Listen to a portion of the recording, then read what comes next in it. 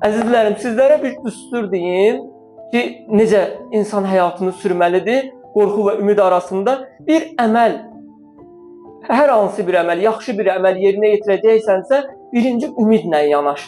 Deyinən ki, mən bunu ən gözəl şəkildə yerinə yetirəcəm, ən yaxşı şəkildə yerinə yetirəcəm. Tam ümidlə yanaş bu əmələ. Elə ki, o əməli yerinə yetirib bitirdin, sonra isə deyinən ki, ilahi, yenə bacarmadım, yenə alınmadı. Nə etdimsə yenə də sənin rəhmətinə baxıram, sənin kəramətinə baxıram. Yenə də sənin rəhmətin qarşılığında, nemətin qarşılığında əməlim naqis qaldı. Yenə bacarmadım ilahi. Birinci ümidlə yanaş, sonra isə əməlini yerinə yetirəndən sonra əməlimə naqis şəkildə bax.